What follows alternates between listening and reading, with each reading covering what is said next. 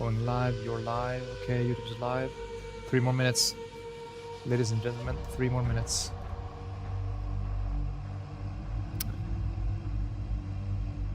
Alright, that is ticking. And that is ticking. Okay, it's looking good. I'm not sure.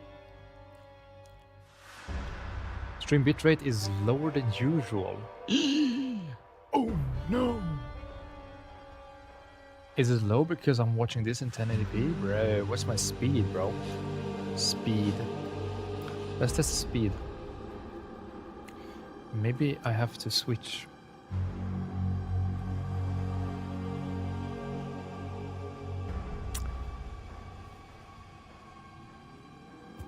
I mean, 50, almost 50 download speed, 42, roughly. What's the upload speed?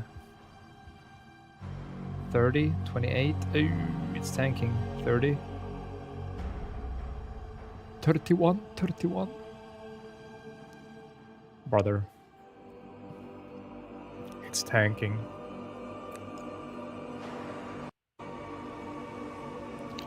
What if we do that? We are dropping frames like crazy, my guy. This is no bueno. This is no bueno. How do we do this? How do we do this? Goddamn freaking hotel internet, ladies and gentlemen. That's what it is. We might have.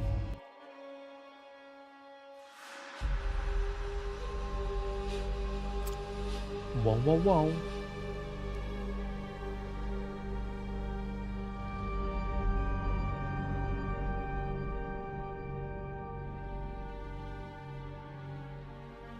Is it because of this? What if we turn this off?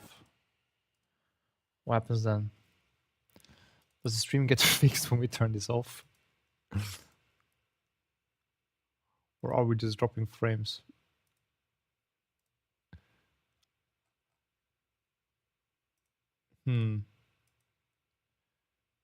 No, it's just very bad this time. Are we still live? How's it looking? Oh crap, it's on!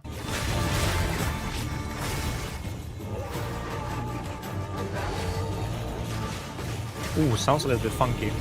Okay, stream is looking better, guys. I think we fixed it. Good job, me. Good job, me. We're live. Boom. It's looking great. Sounds a little bit wonky. I don't know why. Let's refresh the page and see what happens.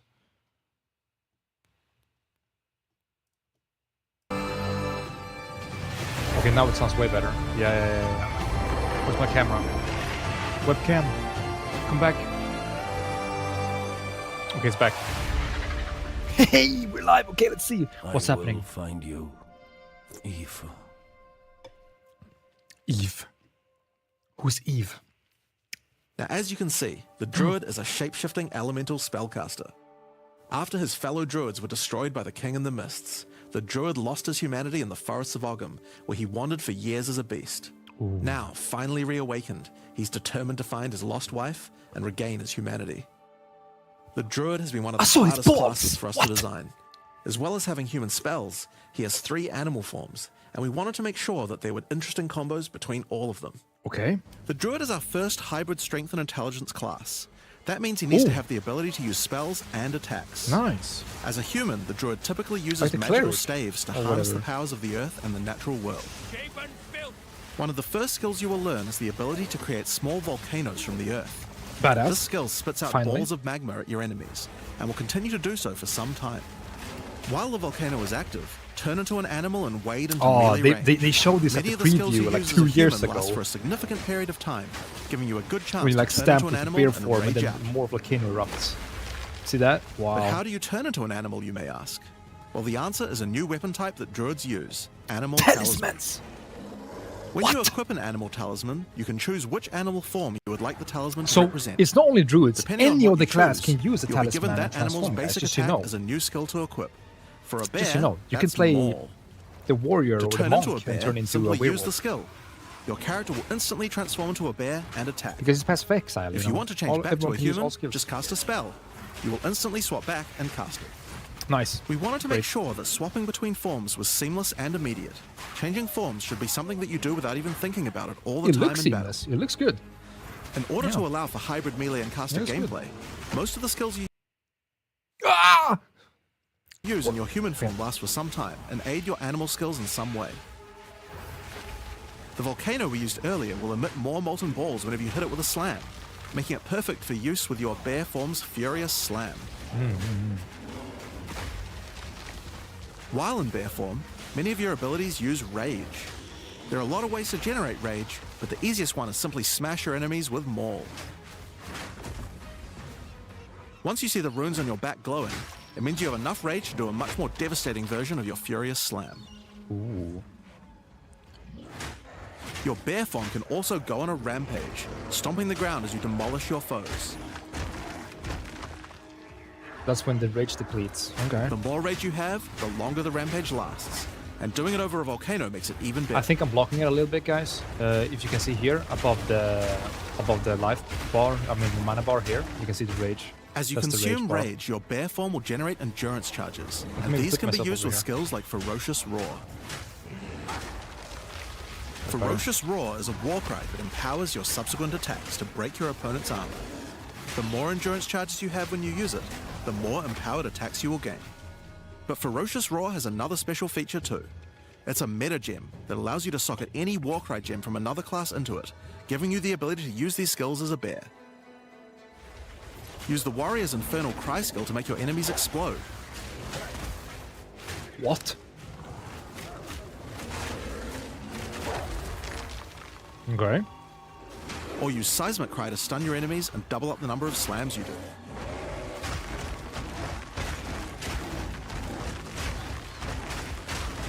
That's such a nice skill. You can even use it with Ancestral Call, a skill that turns you into the fire god Cow. Ever wondered what the Karui god of war would look like if he was a bear? Well, wait no longer. Finally, build up enough rage and you can use one of the bear's ultimate abilities, Walking Calamity. This skill summons a storm of fire around you for some time, while generating even more rage to power your other That's a sorcerer skill. What is it? What? True Bear Apocalypse.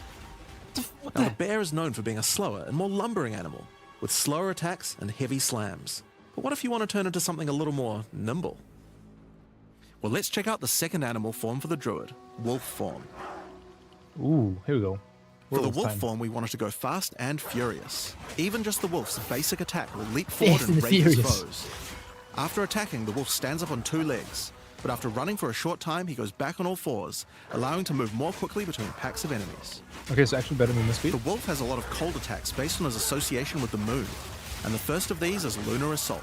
It's great for freezing your enemies in place. Okay. After they're frozen, use your basic rake attack to knock shards of ice off your enemies, which land on the ground nearby and explode. If you want to get into battle quickly, you can use your pounce attack. This skill leaps at a target and applies a mark to them. Killing the marked enemy. Do they have something to explode the ice, like the mercenary does? You know, when you shoot the ice shot and then the other shot that explodes the ice? A sizable pack. For a combo. While an enemy is marked, your wolves will prioritize that target and do more damage the more wolves you have. So make sure you keep your pack strong. Okay, sick. Now, one problem you might run into is your wolf pack dying in boss fights. You often don't have any enemies that you can mark and kill in order to regenerate your pack. To deal with this problem, you can use Cross Slash. Cross Slash jumps backwards and does a vicious double slash. Okay. Any marks on your target explode and triggers their abilities. This allows you to pounce to mark an enemy and then summon a wolf even without killing it. Cross Slash also has another feature though.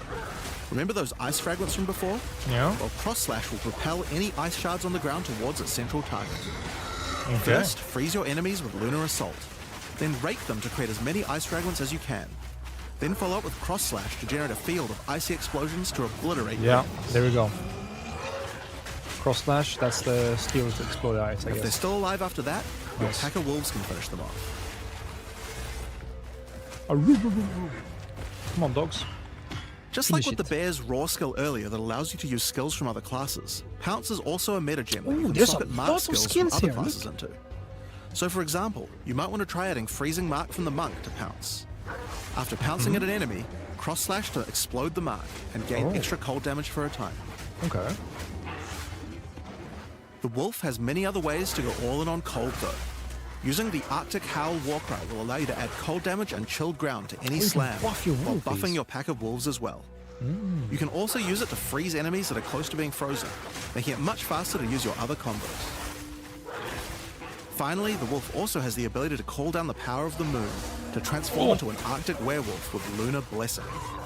In this form, you move and attack more quickly and deal extra cold damage. Consuming Rage will extend the duration of your Arctic wolf form, so you could try a hybrid bear and wolf build if you want to utilize the skill to its full effect. Yeah, I mean, I guess that's what plenty of people would try to do. They would try to play everything, right? Bear form, wolf form. All right, let's talk about the third form available to the druid, and I think it's a cool one. The Wyvern. The Wyvern has a number of long-range breath abilities. What? But that doesn't mean you can't get into melee range when you want to. I can become a dragon! The basic attack of the Wyvern is Rend. No way! Jump forward into combat and slash your enemies with your What? lethal talons. What? If they're close to being stunned, you can blow them off balance with a blast from your wings, causing an explosion of damage. Yo, After the that's sick. battle, though, it's time to feed. No. Devour the corpses of monsters to create power charges. And this is when the Wyvern's abilities really come online. I did not anticipate Wyvern. When using Rend, you can consume a power charge Holy to crap. charge up your wings with lightning. Not only does this do a bunch of damage, but it allows you to turn this melee skill into a much larger AoE attack. What? Once your wings are Electricity too, charged, your wing blast will also do lightning explosions for even more damage. Dude. That's sick. If your enemies are close to death, no need to wait for them to actually die. When you see this blue marker, just devour them alive. Finish them. Fresh meat is much Oh, you tastier can eat after them all. up! What? Actually eat Alright, so those are some melee options. But how about range? Well, you wouldn't be much of a dragon if you couldn't breathe fire after all. Okay. Rolling Magma is the first of the Wyvern's breath attacks. Spit balls of fire that bounce along the ground. These balls will trigger volcanoes as well. These balls. So it's a good idea to cast Spit one as a balls. human right before you start spitting. Eat balls, spit balls. I mean... But that's not all you can spit. You have something a little nastier in that gullet of yours. Spitting a barrage of oil at your enemies will cover them in a viscous sludge that makes them easier to ignite. Oh, nice. If you have power charges though, plant your wings in the ground and vomit a barrage of lightning-infused projectiles. The more power charges you have, the longer you can do this for. But make sure you keep your foes at range. Oh, You're that's a vulnerable to mix. melee attacks while channeling this skill. In order to help with that, let's take a quick diversion back to some of your human abilities. As a druid of Scoth, you have the ability to harness the power of nature to create entangling Yeah, vines here to we go. slow down your enemies. Another of nature's punishments is the thunderstorm. Creating one of these will create periodic strikes of lightning from the sky, and will also make your enemies wet. What's that? Why is is that that rain? useful? Well, of course, things that are wet are easier to shock. Use it with lightning damage from your wyvern form to enhance your damage. They can, Making things is that a wet new also makes them stasis easier to element? freeze, so it Status works nicely element? with your Wet? wolf form as well. We haven't had that before, have And you we? know what else likes water? That's new. Plants. Water your plants to give them various extra abilities. Use Lightning Storm with Water Entangle to make your them last plants? longer, and attach more vines to each enemy, slowing them further. What? Summon Thrashing Vines to slam at your enemies for a time. Any that are created the in water will combos. be larger and deal more damage. Wow. Okay. Now then, with our enemies sufficiently subdued with our plants, time to really lay into them with our lightning-infused barrage. Lightning infused barrage. Now, this last wyvern ability is just ridiculous, but we felt like we had to do it. Okay. Use Flame Breath to take to the skies and rain down a stream of fire on your enemies. You can fly? You have wings, so you have to take full Yo. advantage of them after all. So fly around Yes. and burn in it. Dude, that looks insane. Yo. That looks insane. Now there are a few other skills we didn't cover, but there's one in particular that I think will open up a lot of builds. Spell Totems. Spell Totems are meta gems that let you create a totem that will automatically cast any spell in the game for a time. What? In order to create one, you will need to spend 3 endurance or 3 power charges. You could use them to throw fireballs, summon comets, or shower the area in lightning. Really, the Whoa. options are kind of endless. Your bear form can easily generate endurance charges by consuming rage, Oh, that's and a your witch, wyvern isn't form it? can easily create power charges by eating corpses. So it's pretty easy for the druid to get the charges needed. But they're also available from quite a few Ooh, other FPS. places as well. Ugh. I'm sure we'll be seeing a lot of different spellcaster classes thinking about how best to take advantage of these. Now, of course, along with a new class comes a bunch of new support gems. We've added over 30 new supports throughout the game. Oh my god. But I'll show you a few of the even cool more ones here. support gems. Fan the Flames can be added to any wind skill to spread fire from one ignited enemy to the other enemies behind them. It's great for the Wyvern's Wing Blast. But you can also use it on many other classes with wind skills, like the Twisters on the Huntress, or the Monk's Staggering Palm Projectiles. Okay. Accelerated growth causes extra explosive plants to erupt from the ground whenever you grow plants with rain. And Advancing Storm changes storm skills like your Thunderstorm or Tornado to move across the battlefield. My build is It's gonna be great like for watering plants I'm gonna be en a masse, nature guy. I'm gonna spread flowers or to to the turn whole tornadoes field. into a real disaster Rain by everywhere. sucking up multiple ground effects as they travel along. Wait. Is that his And the tornado? Sorceress might like to use it with Firestorm as well. Oh wow. Echoing Cry causes your Warcry skills to echo. They will repeat a couple more times with a delay after you use them, giving you more empowered attacks. Use it for the Druid's animal form Warcries, or on the Warrior for a nice power boost. Yeah. Grounding Shocks causes monsters you shock to turn into living Tesla coils, arcing lightning to nearby coils. enemies. You could Okay. use it with your empowered wings for an extra damage boost, but it's also great with any other shocking skill. Try it out with Lightning Spear. It obviously needed more AoE clear. Yeah. There's a whole Obviously. pile more. Obviously. We'll leave those for you to discover. Obviously, guys. Now with a new class comes new Ascendancy classes. The Druid will have two options for now, with a third being Okay, released only later. two. Bummer, but The it's fine. first class is the Shaman. The Totems? Shaman channels nature's elemental fury and can harness rage as a spellcaster, unifying his animalistic and magical tendencies. By allocating Druidic Champion, you gain spell damage the angrier you are. And with Furious Wellspring, you generate rage continuously and can spend it to empower your spells. Okay.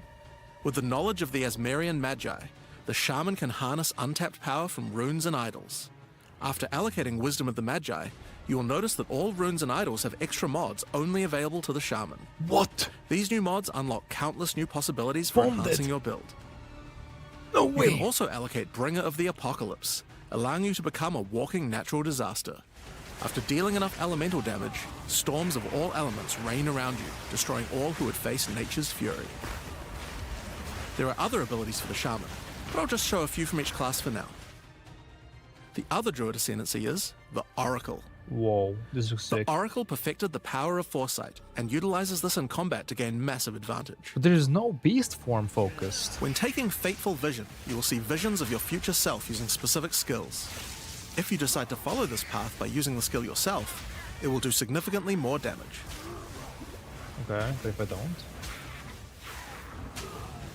And with Converging Paths, at a critical moment in battle when a monster is vulnerable to freeze, stun, or electrocution, the Oracle can use Moment of Vulnerability to see a vision of the enemy's future, and then merge it with the current timeline, allowing him to deal damage to both. Oh, that looks super And one of my confusing, though. favorites, when you first become an Oracle, you'll notice over 130 new extra passives appear in the Druid section of the tree. Oh my By god, allocating even the more Unseen difficulty. Path, you use your power of foresight to learn from alternate futures and Walk gain paths skills that not would otherwise taken. be unavailable to you. For example, self-sacrificing allows you to be able to summon more minions by reducing the spirit costs, with the trade-off of making your reservation skills cost more spirit. Or Corruption Endures, which allows oracles to have a small chance to avoid death. Both the Druid Ascendancies offer interesting and unique What? ways to gain Hardcore? modifiers that no other classes can get, so we're expecting a huge variety of build possibilities from these. Sheep death? Now there are Yo. unique talismans for the Druid to use as well. We won't spoil all of them, but this one was particularly cool. Fury of the King turns your bear form into a fire demon, converting Yo! most of your damage to fire. Yo, As nah! a demon, you can also use Molten Crash, a jumping slam attack that leaves fishes That's a around. PoE mob. This unique also continuously grants glory, allowing you to Diablo, use it's your Diablo ultimate abilities 5. more easily. It's Diablo. Now, of course, the Druid isn't the only thing we're adding to 040. We still have a bunch more to show. With every new release, we create a new league with new mechanics, new pinnacle bosses, and with a new story Here to we tell. go, here we go. And this time, The blood there's of the no Val or exception. something. So The let's Val. roll the trailer for the fate of the Val. The fate of the Val, here we go. Oh The my god. palace of Queen Atziri. It is a ruin, but in the dark, machines still churn.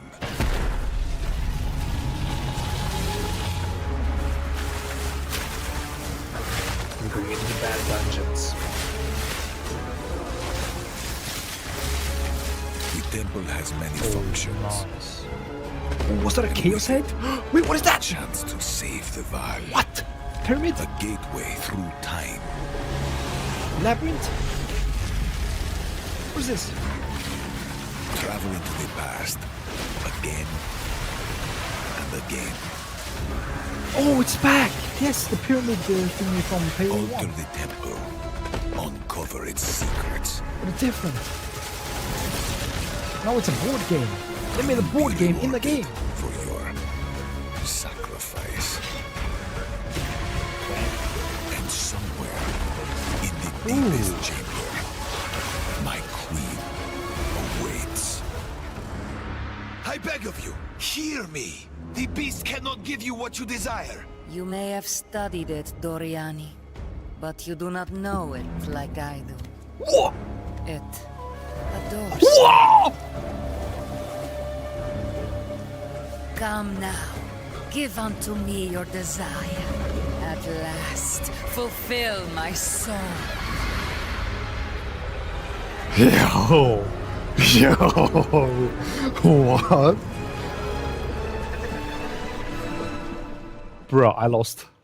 Hi, I'm Mark Roberts, game director on Path of Exile. Bro, too soon. Hi. In the Fate of the Val I'm Raid, Mark Roberts. you will find remnants of the ancient Val civilization scattered throughout Holy. Rayclast. They seem to attract nearby creatures and affect them strangely. After killing them, the remnant appears to gain some amount of power, but Okay. not enough to fully activate it. It seems you will need to find 5 more of these arcane devices, and sacrifice the monsters you find there to fully activate one. But things don't always go to plan. These devices are old, and sometimes infected by corruption. Twisted versions of ancient Val may emerge, and sometimes even stronger foes. On fully activating one of the devices, you finally discover its true purpose. A portal opens and takes you deep underground to a lost temple, once the home of Atziri, Queen of the Val. What treasures could still be inside? I think you're gonna want to find out. In front of the entrance is a console of some kind, and on activating it, you can see a map of the temple. Atziri's Okay. personal chambers are on the far side, but how could anyone get there? There are disconnected rooms, and the layout doesn't seem to make sense. And that's when you realize the purpose of the ancient devices scattered through Rayclast. The temple is powered by sacrifice, and this energy can be used to modify the very structure of the temple itself. Each time you run the temple, you will be given 6 rooms that you can place, allowing you to craft you your get own tile dungeon to sets. explore. That's so cool. Place That's paths to link up basically the a game dungeon, board. and place rooms beside them full of precious loot. Oh, nice. After you are happy with your choices, You can run the open the temple. temple and discover the results of your efforts. Okay. Okay. Each room contains different challenges along with its rewards. On entering a room, the doors will slam shut behind you and you will need to face the encounter within. But choose wisely. It's important where you place the rooms to get maximum returns. Why? For example, when placing a commander, you could just place it anywhere along an existing path, but a much better strategy is to place it next to a garrison of troops for him to command. Oh. He buffed With the other better dudes. leadership, the garrison will level up, making the Okay. monsters harder, but also more rewarding. Ah, Different rooms have different requirements for leveling up. that's nice. For example, if you want to fully level up a smithy, you will need to supply it with golems from an adjacent golem works, and hook up a generator to the power network to supply it with power. After doing so, the golems will be powered up, making them much more dangerous.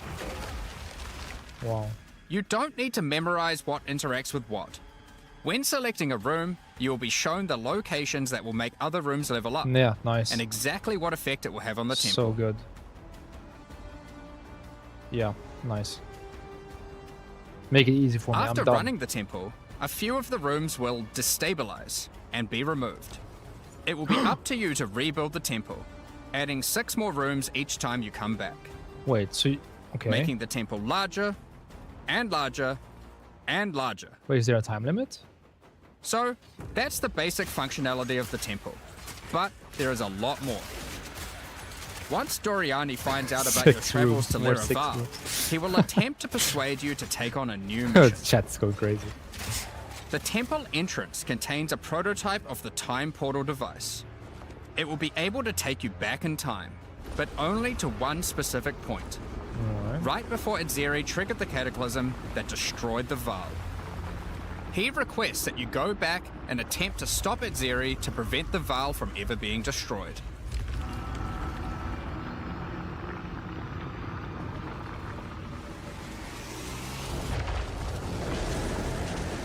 Edzeri is on the far side of the temple, so you will need to expand the temple significantly to get to her. And even worse, her chambers can only be unlocked by a room that isn't currently accessible to you. In order to deal with that, you are going to need to visit the architect of the temple.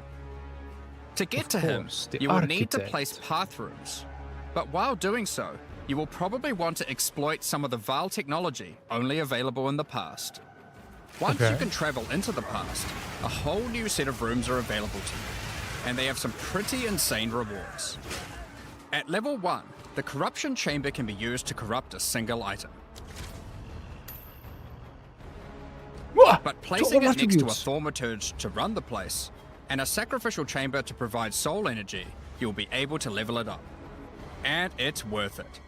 Because once you get the room to level 3, there are some very nice rewards to be had. Okay. It seems like a slow mechanic. We're not gonna zoom through this. You will find this mysterious device. It has a slot to place an item, and it only accepts items that are already corrupted. What will happen to them? Wait. Well, normally once an item is corrupted, you can't modify it any further. Right. But this device allows you to corrupt your item a second time, adding another enchantment. Wait. This has the capability to craft some very powerful items indeed. But be warned, the Val are all about taking risks in the pursuit of power. You can brick it, brother. There is a 50% chance that the item will be destroyed. 50! Yo, that's a real gamba. Freaking gamba. Each room has its own interesting mechanics and rewards when it levels up. Many of them contain bosses to fight. Oh, it's the boss special drops. And in many cases, new crafting opportunities. Wait, what is that? For example, a level 3 alchemy lab has a nasty Val construct to fight. But if you can defeat it, you can find new corrupted soul cores. Like Guatalizzi's thesis, which on boots allows you to sacrifice your life to run faster. Or Sitaqualottl's thesis, which on gloves will revive one of your minions whenever an offering expires. Oh. Get a sacrificial chamber to level 3, and you will need to face a highborn priest of sacrifice. Defeat him to be able to further corrupt a Val unique, modifying it in unpredictable ways. One of the mods of this unique will be removed and replaced with another random mod. Okay. That animation For is example, this soul mantle. It gives you an additional totem, but lowers your totem's life and curses you when they die. Okay. By using the machine, this could result in a terrible item if you remove the good mod, but also some amazing items if you replace the downside. Yeah. Wow. Now, one extra thing to mention about Gamba. these crafting Gamba machines. season. Let's go. You don't have to take the items you want to craft into the temple. If you don't have the item you want to craft with you at the time, then clicking this button will allow you to create a currency item instead, allowing you to do the craft later or trade it if you want. Oh. Okay. Now, there are all sorts of interesting rooms you can find in the temple, but the last one I want to show you today is the Flesh Surgeon. Flesh surgeon. A Val Flesh Surgeon can be leveled up by placing him next to a high-level synth flesh lab. Ew. But be careful. The Flesh Surgeon has some rather unpleasant experiments in his personal lab. Yeah, no shit. Afterwards, you might notice the surgery table just sitting there. The Val are Let's great at hop crafting in. items, why not do some crafting on yourself? After laying down, you'll be asked which limb you'd like to replace. Left arm, perhaps your right leg. Each limb can get a different set of random bonuses, so choose wisely. After getting up from the table, Yo, try out your sideboard new limb. Exile. It seems to work fine, way, and even Cyberpunk. perform better than your normal one. It's literally Cyberpunk. Now, there is just one thing with replacing body parts. Less If you health? die and are resurrected, your body will return to its natural state. Oh. You might need to return to the Val Surgeons if you want another robot arm, and maybe get a better one next time. Oh. Some Damn. rooms, like the Commander, can give you a new type of reward. Medallions that can be used to manipulate the temple in other ways. Get wrecked softcore, Using yeah. Queeper medallion will allow you to artificially boost a room, even if it doesn't meet the normal requirements to level up. And a Huatalotli's medallion will stop rooms from destabilizing when you complete a temple, allowing you to guarantee getting a reward a second time. Great if you want to stock up on double corrupts. Now, with all that aside, time to face the Architect. And you will be in for a fight. Okay. Once Stutter? No, come back. defeated, you will find another console that can be used to modify the temple. But this one is special. It allows you to place new types of rooms with specific rewards. There are rooms with specific uniques, special runes, and currency. But also a few other, more niche crafting experiments. Like this one, that can extract the socket balls back out of an item, at the cost of destroying it. Now, something really important is every league we release a significant amount of content for the endgame. In order to make sure that the Fate of the Val works well for late game players, we've added many mechanics to make sure that you can scale the difficulty and rewards to match. Here we go. Getting some rooms to level 3 adds extra mods to the entire dungeon, and these stack with each other.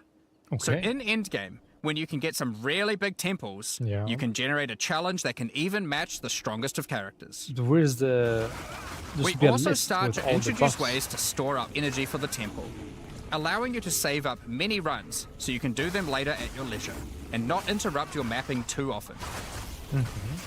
Now in each league, it's important that we have a new pinnacle boss to test your character's might. In the Fate of the Val, you will get to face Adziri looks so grim. while she was at the peak of her power. That looks so good. One of the rewards you will gain by defeating the Architect is the ability to place the Royal Access Chamber. Once connected to your temple, you can visit it to finally reach the Queen of the Val herself. Oh. This fight takes place at a critical moment in history, right as Adziri communes with the beast's power and takes her true corrupted form. 4 of them! Now, There's we're 4 not of going them! to show you the whole fight, but we will tempt you with one The of chat the is going rewards. crazy. Booba! This is Adziri's rule. Oh. This staff gives additional levels to all of your corrupted gems and lets you trade life for extra damage. Okay. But in addition to that, while using the staff, mirrors of refraction will constantly appear on the battlefield. Any projectile you fire at these will split into a nova, and they can chain from one to the other. So, that's the Fate of the Val League. But we are also bringing the previous league, Rise of the Abyssal, into the core game, Okay, along with a few nice. changes. Nice. Now, for Yeah. those of you who haven't seen what happens when a league is over, it's important to understand that you will not be seeing abysses in every area anymore. Yeah. Makes sense. Rise of the Abyssal is now one of the league mechanics that can show up randomly in endgame. Nice. If you want to specialize in running abysses, It was a good league. there is now a tablet that will allow you to add them to any map you run. Yep. Nice. You Right, can wait, also endgame. craft the tablet to add There's gonna be abyss-specific mods so much to endgame enhance how they function. fixes here now. I forgot about that. Holy crap. Now that Abyss is core, it also needs its own Atlas tree. Oh, yeah. You can gain your first points by completing an Abyss, Nice. but there are more available for doing depths and killing certain bosses. And there are a bunch of different options. Bro, I love this. I You love might this. just want more monsters and bosses, Yeah. but You can also make finishing an Abyss have a chance to overrun a nearby map with the Abyssal. Or Overrun? make your What does that Waystone mean? modifiers also apply to Abyssal depths. Okay. You could specialize in the interaction with other leagues, or specialize in a specific Abyssal faction. One of the important elements that we have heard loud and clear is that needing to do Abyss crafting on Waystones is quite annoying. So, we have removed that. In fact, we have removed instilling from Waystones as well. Okay. This mechanic felt mandatory on maps because it boosted the value of all other content, but it was both annoying to do and resulted in a lot of visual clutter. Oh yeah. Instead, we are bringing back some of that power on tablets, which you don't need to craft nearly as often, since they last for 10 maps each. Once you defeat the Arbiter of Ash, you will be able to upgrade tablets to a rare with 4 mods using regular currency. Even this isn't enough to fully bring back the power you could have gotten from instilling, so we have also buffed the bonuses that tablets give. Going forward, we're not going to be adding any more crafting directly to Waystones outside of the basic currency, because it adds too much micromanagement. Yeah, yeah. But on that note, Make it easier. Fate of the Veil does bring the ability to corrupt your tablets, hoping to get Good one of update. many different random outcomes. Okay. Now, with regard to Delirium Fog, even though you shouldn't have to have it on every map anymore, we still did want to make it less visually annoying. Delirium Yeah. Fog has been toned down significantly, so you won't feel like you're just playing in a sea of grey. That's smart. Another big 'Cause the game source is of quite problems in the beautiful. endgame is the feeling of getting overwhelmed with monsters. In 031, we reduced the number of monsters in early endgame in order to help with this, but still scaled up the number of monsters to previous levels by the time you got to tier 15. Okay. Well, after letting this simmer for a while, we are still getting this kind of feedback. So we are no longer going to scale up the number of monsters you go as you get deeper into the endgame. Instead, we are scaling up the difficulty and rewards by the same amount. So to be clear, instead of increasing the number of monsters by 40%, they will instead drop 40% more items, grant 40% more experience, and have 40% more life, in addition to all the normal scaling they get due to being higher level. What? This only applies to regular monsters, not bosses. We have also mobs. reduced the speed modifiers that monsters can get sometimes, which also helps a lot with this. Now, we did have a large amount of content for endgame planned for 040, Yeah. but unfortunately we just No! didn't get time to finish it. No. The scope was a bit too large, No, why are so you we'll need to saying? wait until 050 No, for that. L But rest Paddle assured, Exile. there will be a ton of upgrades for the existing leagues, as well as new pinnacle bosses, and a Nah, significant man. overhaul to the Atlas passive tree No, coming soon. but I wanted Now, the another endgame. problem that becomes a much bigger issue in the endgame is game performance. Yes. And we have done a lot of work. Okay. The primary Okay, we're issue back, is we're back, CPU baby. load. And to address that, a lot of things have been optimized. We're and back, we have baby. done a lot of work to take advantage of more of your CPU cores. Hell yeah. You should see frame rates of at least 25% higher. Ooh. And a lot less bad frame spikes during gameplay. It does make 25%? quite a big difference, That's a big especially gap. on consoles.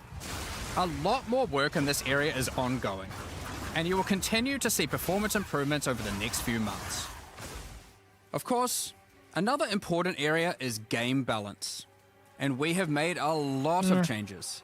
Now, most of these we will save for the patch notes, but I'll do a quick summary of some of Game the balancing numbers. is only important if you play for the leaderboards. As well as adding 11 new Which is, like, unique such a items, small percentage we of have people. rebalanced dozens of others that are not currently used very often. We've also done a pass over lineage supports. 21 of them have been rebalanced, as well as adding 9 more. Alongside the 2 new Druid ascendancies, we have made balance changes to almost all the others, with some of them getting a grander rebalance, such as the Smith of Katava.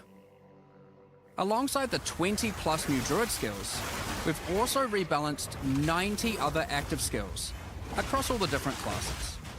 And 90. to top it all off, there are also over 250 new passive skills added to the passive tree. Oh, These changes not should go a long way again. to increase the viability of many more skills, uniques, and overall build variety that can tackle our most Yeah, challenging more content. build variety, more headaches. Next up, Jesus. we're going to be talking about our new supporter packs.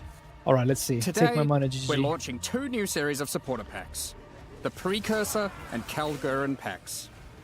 Each tier contains the pack's full face value in points, alongside several exclusive microtransactions. As always, the microtransactions in these packs are purely cosmetic and do not affect your character's power or progression in any way. The Precursor series of supporter packs contains 6 exclusive microtransactions. First up, the Marble Statue character effect. Once you finally stay still for a moment, a podium rises up out of the ground to immortalize you, Nice. turning your skin to marble. Wow. When you next move, the stone crumbles around you. The Precursors had mastery over gravity manipulation. So too can you, now with the Gravity Well portal. Witness the power of its pull as you approach it. Looks messy. I don't know. Draw Balls. in enemies with your own gravitational pull with That the looks cool. Awakened Precursor armor set. Yeah, that looks cool. The Precursors designed and built many mysterious ancient beings. What This is one that? used to serve as a scout Sonic? that would patrol and tase intruders. Why salvage gear yourself when the Master of the Forge can do it for you? Molten gold spills out as the Forge Master breaks down your items. Forge Master. Sick. The Relic of the Precursor's map device is a mysterious machine that sits atop ancient colossal statues. That's a sick illusion. It keeps track of the number of charges consumed on your Precursor tablets used in the device. The Kalgurin pack series also contains 6 exclusive microtransactions. No, they didn't. Why did they do 6-7? Oh my god. The Kalgurins had astounding skill in Oh, astronomy, no. being able to track cosmic events with absolute precision. Harnessing that skill, with the astronomer's level up effect equipped, you too can now see exactly how long it took you to level up as it outputs the time in chat. Yay. The time taken to reach your last 3 levels is also displayed on the item, so you can link it when you have a time you're proud of. Crush unique enemies by unleashing the wrath of the lost Kalgurin fleet, led formerly by Captain Heartland himself. A Kalgurin seafarer needs wow. armor fit for the Leg. treacherous seas of Rayclast. This set has you covered with the classic tricorn and, of course, a piggy. Boatly. The Lost Treasure weapon skins top off your appearance of a true raider of the seas. Pig leg. These gilded weapons can be applied to wands, 2-hand maces, and shields. Oh, look at the shield though. After a long day of plundering loot, retreat to the Kraken's Cove hideout, Oh, that's sick. a home of Yeah. some of the most deadly ocean-dwelling creatures in Rayclast. That looks really cool. Many ships have met their demise here. What better to accompany you in Kraken's Cove than a kraken itself? Replace your stash with a dormant kraken, waiting for its prey. As you approach, it will awaken and terrify both you and any guests in your hideout. Alongside this, an extra stash skin item will be granted to you, and when placed, will automatically open to any stash tab set with the currency affinity, to help having to navigate through your tabs. Oh. Additionally, any microtransactions from the supporter packs will be made available for use in Path of Exile 1. Thank you very much for all your ongoing support. We're just about to start the Q&A with Ziggy D. Free weekend, free weekend. Afterwards, at 11 AM NZ time, we'll post the patch notes. Ooh, With release at the end of next week, 2 our hours patch community notes. team will be posting crucial information you'll need for the release. I'm not gonna go through the patch Keep an eye notes. on the news. It's too much to read. Thanks for joining us today and I'm checking just out our watching the latest cool live developments. events. We're looking forward to playing alongside our fellow shapeshifting exiles. Oh, Or yeah. Oh, while yeah. uncovering lost I file think secrets 99, by doing some dungeon okay, not crafting. 99, but 95% We'll begin is the gonna Q&A be shortly, all druids. so please 'Cause- get your questions ready. A new class is such a big deal. It is actually such a big deal.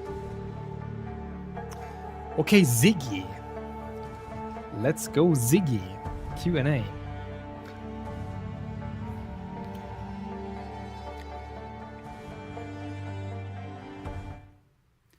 Welcome back, Exiles, to the Q&A portion. I am your host, Ziggy D, and today we're going to be touching on the design of the Druid and the fate of the Vile League while we gather some community questions. Then we'll deep dive into endgame, balance, and other game design topics. I am, of course, joined by game directors Jonathan Rogers and Mark Roberts. How you guys going today? Oh, very good. I mean, you know, it's been a great one to work on this one. Like, I've really enjoyed it. So yeah, it's definitely great to see you again. And it feels like it's only been like well, Zig is so professional. You were here with the POE1 release. It feels like only several weeks, and that's pretty accurate. yeah. We get to see you twice as often now, so that's fun. Yeah, I'm around every End 2 game months where? or Yeah, so true. now. Where's the So end it's game, great. I guys? love it. Let's keep going. What was so I difficult to do fix have to the end game open for? with this though. Is like, Bro, like the Jordan end looked a game little was bit the weak, most thing I think I- in the demonstration video. I looked Yeah, I forward think to one the of the end game issues that so we have much, is like we're so because the end concentrating game on like is just not demonstrating how the exciting. mechanics work that we sort of forget to be like, okay, let's actually make sure the damage numbers that we're doing on this like test character we're filming here are actually like in line with what people actually normally expect. So yeah, there's just a few things there that we probably should have caught and made a little stronger there. But yeah, when you actually play it, it's certainly from the alpha feedback incredibly powerful. Like Yes. you know, the like, you know, we were seeing some people say, oh, you know, the wolf looks weak or whatever. Well, I can assure you that on alpha there's a bunch of people saying the wolf is super OP. So you know, it just comes down to the things you go through in order to Okay. demonstrate stuff. Wolf think OP we confirmed. probably going to be worthwhile. We make some videos showing a bit more of the less demonstratey side and get them posted and stuff this week. Because honestly, you can just play it literally right now, and it's you know. Yeah, I've definitely been playing and recording a bit myself because I was like, when I first watched it as well, the draft, I was thinking, it's like I don't really get a feel for what it feels like to actually play it. There's good demonstration here of the mechanics, but yeah, I can understand how from your perspective it'd be pretty easy to be like, oh, I want to communicate how this cool thing works and this cool thing works. There's a fine line there for sure. Where if you get too hectic, people are like, I don't even know what's going on. They're just looking at a ruckus. And then, yeah, in this case, let's say we went on a little too far on the other side of the line, was just a bit too slow. And as a result, yes, it can look a bit weak. But yeah, I think we'll try and get some like raw druid gameplay out to people to understand. sure. I think particularly for this class, because of the shape-shifting stuff, it's so hard for us to, normally we can look at something and be like, oh, that's just a demonstration. We kind of know what it would look like at endgame. But I think with the druid, it's just so unusual. It's so different. Talking that about it's actually hard to endgame, judge where is the endgame what it would changes? feel like to even play it. And I'm happy from my hands on to say that like it's almost immediately like very smooth, the shape shifting of it, the movement of it, especially because like in your demonstrations you're not really using dodge, roll, sprint, that sort of thing as well, which makes a big difference. I suppose one of the things we didn't really dwell on in the video as well is that we do actually have dodge roll. I mean, they're not actually rolls for the animals, but yeah, all the animals can like hop around and that kind of stuff. And that was honestly one of those things that was like kind of funny because initially we actually had it so when you dodge rolled, you would transform back into a human.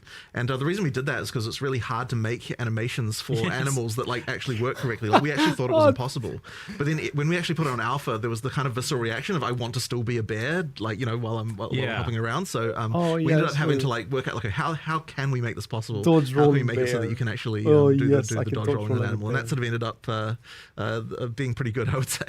And this was like clearly the classist, like the hardest class to design so far, and it took a bit longer. Like I think you were originally hoping to bring it out in a previous expansion. Yeah, quite a while ago. But the thing is with it is that it's kind of like designing 4 classes in one, because not only do you have the situation where like obviously we want to have synergy between skills and stuff like that, and we can like look at that in a normal class and work out what those might be. But with this class, people want to be able to play just as a bear or just as a wolf, as well as people who want to play like dual with a human and a wolf, or people who just want to be a wolf and a bear, and like all the different combinations. So we had to kind of come up with a way for like each line needs to be self-sufficient and that it's got all the tools that you need.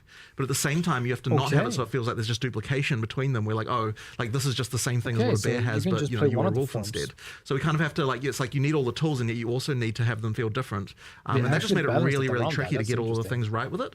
And then it didn't also help that, you know, since the last time we were working on the Druid, way back when we showed it off in Gamescom 2023, we had WSD. And that is a whole other complication because, you know, like how can we make that work with the animal forms? It's like a whole thing. You know, like I'll tell you the wyvern, for example, like we had a hell of a time making it so that you could do the ranged attacks because you need to be able to walk while you're doing it. The wyvern's sitting there with its arms like planted on the ground, you know, like being able to walk while also spitting it. Yeah, it's like we went through so many iterations of that. So yeah, it was just a very tricky class overall, like just crazy. I remember seeing some very goofy looking like wyvern like months and months ago. Weird. You were like, this is not working right. Right. Well, I also remember like for a long time the wolf was just like a dancing dog. It was just like it looked really silly. Like, is it really worth playing the league now? Because what I was looking forward the most with this league was all of the end game changes that I promised they would deliver. But then they freaking decided to spend time on the druid and neglect the end game? Even the locomotion was how does it I walk? don't understand why they took that decision. You end up splitting the difference. You can do both, right? Like you get that. It was a when you're bad attacking one. and you're I able to be think upright a with one lot or of two legs. people When you're walking, is going to you skip run on this four, you league actually do get a speed boost while you're because of on it. 4 legs. Like as a wolf, just so after like 1 second of walking, you go down on 4 legs. Because you start moving no a bit changes to faster. the end So, game. yeah, I mean, it's there are actually some like- changes. They interesting said thing so. there, There will I be mean, is some that each quality of life form changes, but quality of technically has life a kind of changes passive benefit. is not So obviously enough you've to got get the people running back fast as into a the wolf. game. Can't They need remember something more exactly what the substantial Wyvern than ones were, but quality like of for the bear, life. for example, because you're just a bit bigger, They need. you know, a bit of a tank. Yeah, you actually do get armor, and Yeah, I don't know, armor man. applies to elemental damage as a thing. It's just and, not like, what you know, I there's a kind was of- expecting. Which is like honestly, unless you actually click the bear keyword, is like undescribed everywhere. But it was even more than that because I was just looking at it in game before. The bear has like passive endurance charge generation. Yes, it from does. Rage So from expenditure. rage expenditure, it does. I was like, that's so cool. yeah. So we really wanted to make sure that each of the different forms had things that can benefit the other forms. So like it was really tricky to think like, what are resources that a bear can generate? What are the resources that a wolf Yeah. can generate? What are the ones the wyvern can generate that the other ones can then use in order to kind of get that cross synergy? So yeah, that's kind of like one of the reasons why we had to kind of come up with all that stuff. And that, part of the trickiness. And that caught me by surprise as well, because like technically it's mentioned, but I never really fully understood the idea that you can swap between the forms, like human Yes. to animal and back. Yeah, I figured that's what's going on here. But but you can like leap in as a wolf and then immediately transform to a bear mid slam. You absolutely can. So the thing with this is that you want to present a fantasy to someone as far as like what the UI is pushing you towards and all that sort of stuff. Like there are going to be a lot of people who are like, I want to be a bear, and they just pick bear stuff and they go all bear, right? But at the same time, we're unconstrained in the sense that you can pick all the other stuff, you can use it at the same time. So one talisman, like effectively when you pick on a talisman from like wolf, bear or wyvern, what that's giving you is the default attack, right? That's what you're actually picking, and that's all it is, right? And that often will guide you like what skills you're picking and so on, but you can just use with that same talisman as many different animal skills as you would like. That just means that you've got that sort of free flowing, like, you know, trying out different stuff, sort of combo gameplay that we like to try and get. So you know, obviously there will just be a lot of people who just pick one thing, right? Like I absolutely expect that. But yeah, no, there's a lot of experimentation to do there if you want to do it. Monk? yeah, so you've tried to hit like making it so like people who just want Nobody like a likes straightforward, combo. like I just want to run out as bear and Give me slam the one button ground. Like slam. that's certainly very possible there. One But also button slam, bro. with this whole class, you had the problem of how do we make like a spellcaster and a melee attacker that's shapeshifter as well. I mean, this class has got a bit of everything. Yeah, How did you make all that kind of like work together and solve that build That's problem of like, difficult. how do you actually scale these things together in a way that just one thing isn't way better than everything else? Right. Well, I mean, it's always tricky, and Mark's obviously the one who handles a lot of the balance stuff. But I can see, even just from a design perspective, you know, so I just Bro, throw what's over up the fence all with- my what's up horrible with stuff, Mark's and then be like, how the hell am I going to balance this? He has something on his forehead, bro. What's up with that? But effectively, like, so even with the spellcaster side, so one of the things we initially Got wanted that with the Indian spellcasting dot, is a lot of it's like sniper over dot. time type effects that, you know, so for example, with the volcano being the really obvious one, right? Like you can create this thing, and then you can turn into an animal and do other stuff at the same time. So we needed on the human side a lot of things that last for a long time. But the problem you then run into when you actually go to balance the thing is like, okay, well, if you've just got like 5 damage over time style spells, why not just cast all of them and then you don't have to ever do anything else, right? Like, so it's like that kind of stuff makes it really hard. So then you have to start thinking, okay, we want to make it so that you cast a long-term thing as a human, but then being an animal is going to augment that so that it improves it. So for example, with the tornado, it's got a similar mechanic to the little twisters that the hunters have, where ground effects can empower it with extra elemental stuff. And so then we're like, okay, well, if the animal forms are the ones that can create the ground effects, then that means that you're kind of like, you're going to want to do, you know, like, to mix that with the tornado, you now have to have both the animal forms and the spellcaster stuff if you want to get all of that together. you've got a form so it's just a lot of switch, that is thinking what about how can we're an animal trying to form aid a promote. spell, how can a spell aid an animal form, like all the way through. And then, yeah, as I said, we throw it over the fence, and then Mark tries to work Too out much what kind of happening. numbers can actually I make mean, it. it's a fully web, work. a The web chat of is furious. infinite difficulty, right? Because like we're talking about the 4 forms within the class, but each of these skills also synergizes with every other class and every other skill in the game, and it just it's becoming growingly more complicated. But that's also what's fun about the game and what all the things you can unlock and the crazy builds you can do. But yeah, I mean, like this week's focus has been like, okay, we had all the like during our alpha testing and internal testing, we had like, you know, there was the I want to be all forms going between. There was the I just want to be wolf, I just want to be bear, I just want to be a dragon. And now we're getting a lot more of I just want to cast nature plant skills and do plant stuff. And so it's like, okay, well, how do we make that work? Well, because they're quite long duration, so we're having a bunch of complexity with that as well. And it honestly just, it does just spiral into like, oh my God, there's 20 million variables here. But it's fun. And at the end of the day, as long as it is honestly fun to play, then honestly we're golden. So, you know, I would say we're pretty much there on almost everything with this class. I'd actually say we're a little bit more prepared than normal. We've had a lot of testing. Yeah. Despite, I mean, partly because it's been in the works for so long. But yeah, it's, I don't know, like ultimately pretty fun. I'd say there's still something, obviously there's still more to do. There's obviously always more to do. But yeah, there's a lot going on, a lot of enjoyment. I saw yesterday, I was just like walking past someone's computer and, you know, someone was mentioning like, yeah, it's just fun placing 6 volcanoes and then just slamming on them. I was like, all right, sweet, you do you. Like, that's fine. I was definitely enjoying obliterating bosses in bear form, like with dropping tornadoes, and there's the totem which you can summon in animal is form. my voice low? And then you're putting fishes down and they're exploding, and you're putting extra things on the ground and they're exploding. And there was definitely some boss deletion going on there. So. Even just walking past the... Why does it sound so low? God damn it. Many entangles going out, and then there's that plant support gen. I'm like, all right, it's putting boost the my new... voice. I see chat being like, no, Ziggy, don't get it nerfed. I do have to admit that I did already get one thing, let's say fixed. Okay. There was a thing that was like double generating rage. So I'm like, I don't know if this is intended. Right. And like, no, the designer said that's probably not intended. Thanks, Ziggy. I'm like, I don't know. Sorry, we'll see where that goes, because I was like, no, that's fine. This is a fish. It made it to me, and I was like, no, I'm fine with that. Yeah, because it generates Is it rage when you firmware first update? slam, and then No, it but I fishes wanna- every time they I don't pulse, wanna it do a generates rage. I'm firmware like, update oh, now. yeah. Oh shit, I didn't Bro, know let that. me It's just like the totem's use my device, making a dude. pulse, and that's generating rage. Right, Let me right, edit right, my right. device. That's God sick. damn That's it. It's fine. Yeah. It's fine. I love that because that's like Okay. ridiculously powerful. That Yeah, feels like way permissive. I was Right. like, this feels illegal, but that's like, you gotta let a few things in there Okay. that It's feel illegal. It's doing what the skill says. You just use a filter. Maybe I didn't get enough. Okay, cool. I don't Game know. They might have filter. changed it. I'll find out afterwards. I just throw my opinion in there. I don't want Increase to my voice to 5 necessarily be decibels. like, you know, I try and make sure with a lot of these balanced discussions, it's not like, Maybe you that's know, better. I'm just an authority on the matter. I want to actually discuss these things through, because maybe it isn't actually fine, but it's you quite know, loud now. my first instinct It's is good. like, yeah, like let Yeah. it run wild. Like, what's the problem? You know? So Yeah, you gotta. we'll see what happens, but whatever. They don't know what the problem is, so don't worry. Oh, now they do. Thanks, you've ruined it. Now people will know if it changed, and now Yeah, they'll see the thing not generating rage, and yeah, I've missed, like, let's see the everything they line talked of about. text now. That's the Ziggy line of text. I'm developing a reputation now. Just helping finding bugs. It's okay.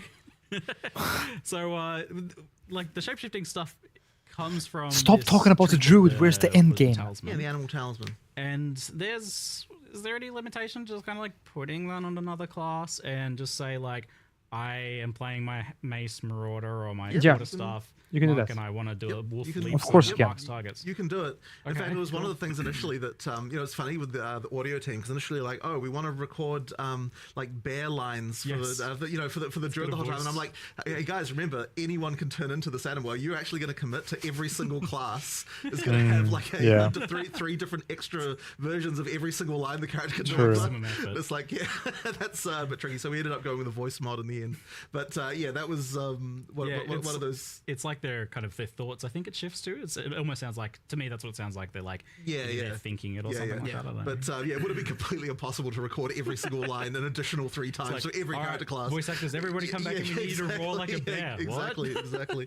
But yeah, effectively, every class can be an animal. It's exactly the same as the weapon restriction. Ultimately, being a bear is the same as having a mace, which may sound a little bit odd, but that is actually, you know, how it works. And what Mace allows, bear. you know, having. Whoa. I didn't even Yeah. think about that. Wait, so you can use mace skills while in bear? No. form? What I Wait, meant no, was what? is that it's the same. I mean, it's the same in the sense that it's just a weapon type, right?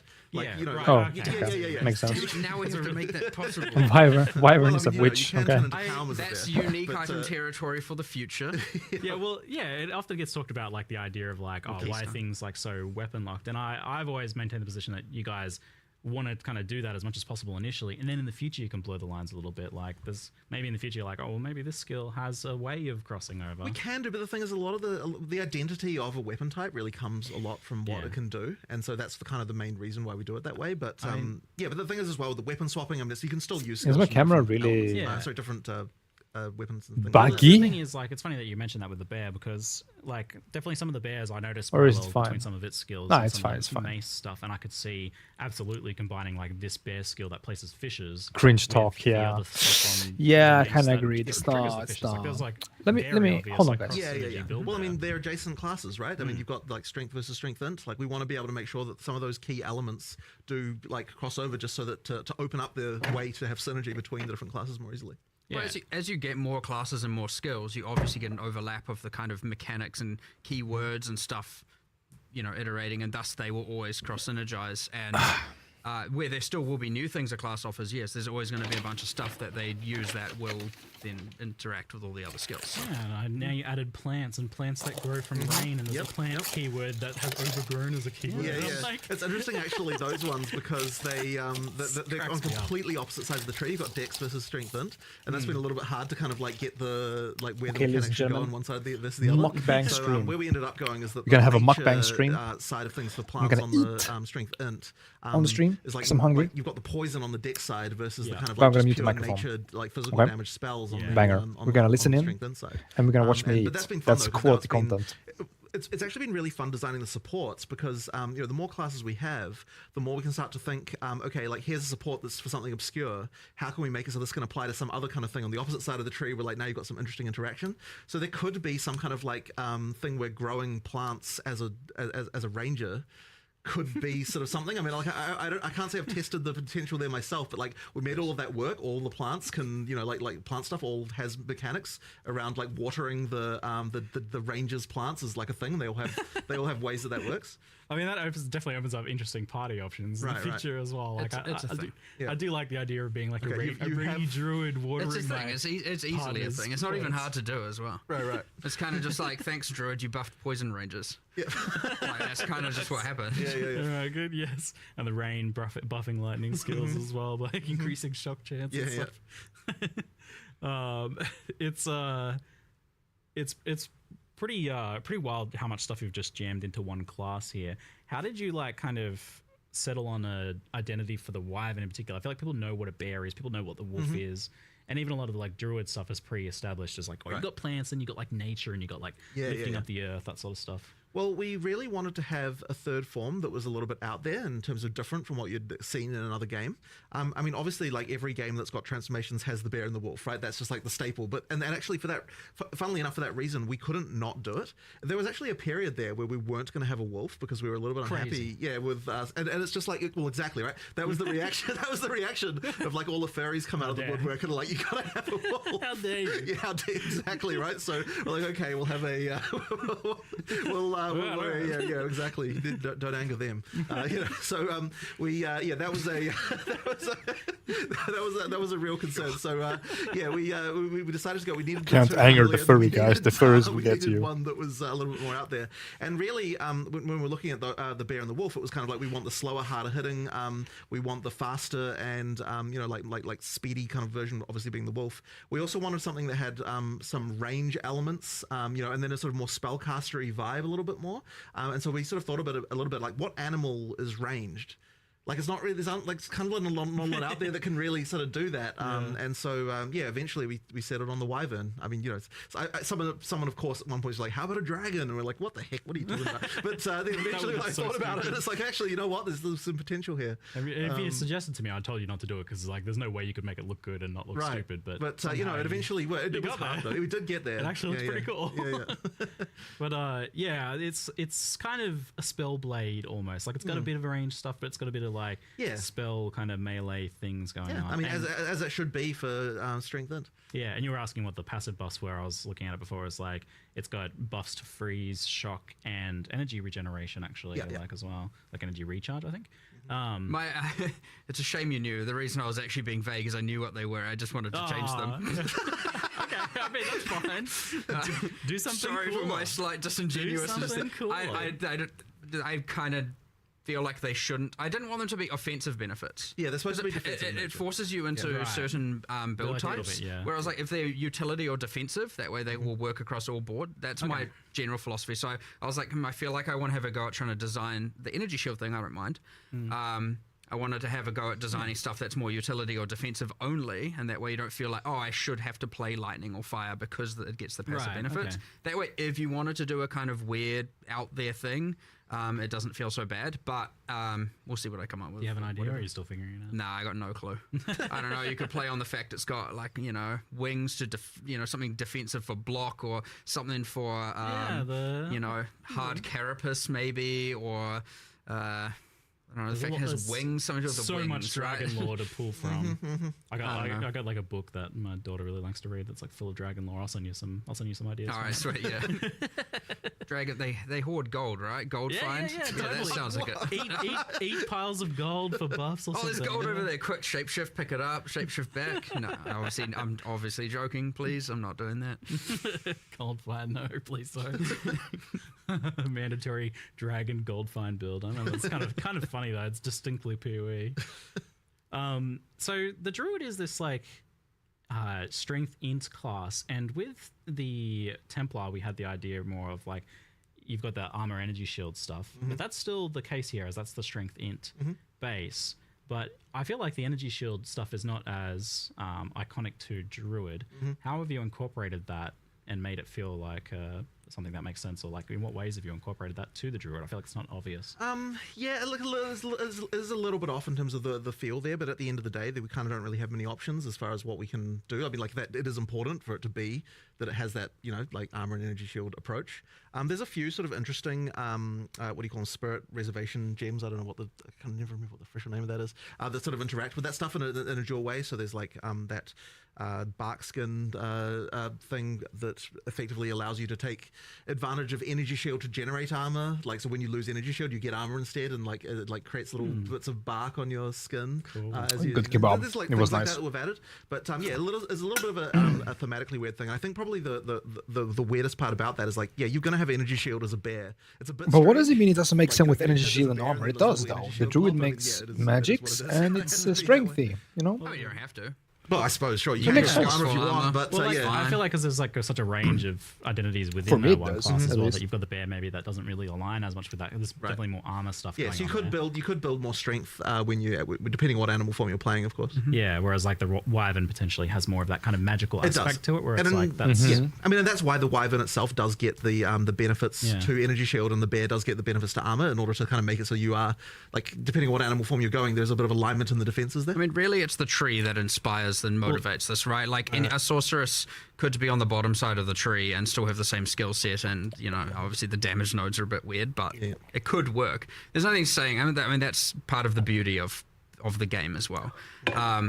Oh, yeah, I mean, I had that experience where I was like, because it wasn't as clear, I was almost inventing my own lore there a little bit, where I was specking the regen from the druid, and then the Zealot's Oath right there. I'm like, oh, this actually like, you're converting your natural kind of like life regen into energy shield. Like, oh, this is kind of the druid's thing. Like, Yeah, I mean, that is a way for sure. Like, Keystone's certainly Why do they pretty all sit powerful, and we like have a that bunch of- always? I think there's With one leg up. It looks weird. There's an extra. I can't remember what it's doing. it There's looks one, uncomfortable. there's one that says "Do not How the translate" fuck on do you it, do so that? it's You have one unfortunately leg it's up in there, progress. like that? Oh, nah. But yeah, we were playing around with No, some that's- trying to have some armor energy Imagine shield, more something like hybrid this stuff for going 2 on with hours. the Keystones there. Hell no. It was based on what's it called? POE1's is it Divine Shield? Is that the name of the keystone? I can't remember. Too many names. But it's based on that, but not exactly the same. Like a derivative of that we're trying to get going. But yeah, it's just because I was like, we need more keystones that I feel more druidy, and I know there's a rage one there that is embracing the animal ferocity, where it like what does it do? It's like doubles your maximum rage, but makes you don't get inherent bonuses from rage. So it's like, if you really want to do the skills that are rage consumers, like rampage, and you just want to rampage for as much time as possible, you obviously go for that keystone. You lose the benefits of rage, but you get to rampage around for twice as long. So a few things like that we're trying to add that are thematic as well. And I think that's another one of the really cool Twice as long. parts about adding a class is 1/6 of our tree was just filled with just placeholder garbage. Like, actually, Wow. like Okay. there is a giant link thing there. There's no links in the game, really. It's like, what are we doing with that? It's like, and so I was like, well, that looked like a vine. Just make that a plant thing. And, so Okay. now it's a plant thing that talks about overgrown plants. And Oh, nice. We Oh, yeah, filled in that that's whole bit one. of the tree, and guess what? Now witches and sorceresses have more energy shield stuff on that kind of direction around towards the druid, and warrior has more, and and I don't just mean energy shield, I mean everything, all the mechanics, right? All the int mechanics are kind of there, the strength mechanics, everything. So it is nice we finally have a class in every different part of the tree, so like we don't have this like weird open stuff anymore. Yeah, that area of the tree was a little strange. I mean, it's such a massive tree already, and you're adding more to it. And then, like, I have to wonder, like, Yes. that is Oracle class. Like, Yes. I saw the Shaman one, I was like, yes, this is exactly what I Exactly. expected. But then I saw the Oracle, and you guys had, like, 130 extra So far. passives. So far. Like, why do you do this to yourself? Like, that seems ridiculous. bro. Because it's cool. Because it's cool, That's the That's the only reason dude. you could ask for, right? Yeah. I was like, What more could you want? I really Fun. went through. I mean, I know we showed 2 examples, but I was like, really want to make sure It's there's like fun, cool yes. off-spec stuff here. I want to make sure that if you want to be able to get more of a certain thing, this is a way to do it. I mean, at the end of the day, it still costs passive points to allocate, right? So it's more about, maybe you want some stuff that normally you'd have to go to the deck section for and get, maybe Deck some section? projectile related stuff, and now you can get it up there because it allows for some kind of weird off class, and it was all themed around, Dick section. if you got to live your life again, Dick section. what would you change? Like, what different paths would you Whoa. take? And so it's this interesting, like, It's an I don't know. existential crisis as a but node. That fits POE. Right? initially I always do write my little blurbs about them to get them in the live stream, and I was like, it's got all the passives not yet added to the game. I thought it was an interesting way of looking at it. Not that that's actually how it is, but I thought it was like a kind of, it's like lessons you learn, you get to now use in advance kind of. I thought it was just a cool thematic thing that linked to the class, and it's easy, by the way, to as designers to see that kind of thing and go, we have a million things to do. Like, is that really, like, that's too much time, too much work, right? And I'm just like, Sad, isn't it? if we say that about everything, you get nothing cool. Yeah. And so it's that, and I mean, even the shamans, like runes revealing hidden powers, like we're setting ourselves up for a large amount of cumulative time over a while, right? Any rune we add, anything, could like add. we have to add and consider oh, the no, shaman we'll do that as stats, well. and that's another whole axis of things we have to meta balance every league, and same with the oracle passives, and every time we change the tree, and like when we eventually add the Templar, we're going to have to relocate all those nodes because that tree's going to get a giant. Now we've got 2.5 classes in one section, but it's worth it. It is actually worth it. You add so many builds, so many cool things, and if you don't want to deal with it, just pick another class. It's fine, Just pick You don't another have class. to, or pick other nodes on the same class. You don't have to take that node. So I think this like very clearly communicates that you're also okay with this idea of there being just like hidden cool stuff to discover that you're not going to know ahead of time, because you can't like look at the class options on the character selection screen and know what the passives are going to be that are hidden behind the Oracle ascendancy, right? So it's like, yeah, that's cool, that's fine. Yeah, I mean, you I just love like, that. I mean, look, there's always going to be community tools, and they're going to come up with a way to make that, to the build guides and all that kind of stuff. So I love the secret stuff. Yeah. I actually got my secret Abyssal Lich. Yeah, wild. It was an actual a secret, and maybe there's more. Well, You want to do never more of know. that, don't you? I can tell. Who Look knows? at him. He wants to do more. Of course, I love it. I love people having cool secret things they can find, and it isn't just like 1000% pre-planned or out of the gate. Like, I understand the need to plan. I understand the need to have confidence in a build, and you don't want to go in and only realize you've made the wrong decisions and stuff like that, for sure. But I definitely want to find that balance where you have that while you also get your cool secrets that you get to add to the game that are fun. Yeah. I think there's like a couple more chat questions on Druid, but we'll try and move on to the other stuff soon, because I know people want to talk about the other thing. I could talk about Druid all day. I think the design's super interesting here. But some of the questions were that I think people are a bit confused about like the talismans and the forms and how that stuff works. So the talismans are effectively just like another weapon. yeah, exactly. And things like attack speed, movement speed on gear, and everything will affect you in your movement. Absolutely. Add Right. Forms. It's not Volchi like, with your I think because a lot question. of other games do it where when you change form, like all of a sudden, oh, your weapon's not affecting you, or this thing's not affecting Right. you. Well, I mean, effectively, so we're doing the changing form by utilizing weapon swap. So you've got 2 weapon sets inherently, and the talisman effectively serves as your weapon.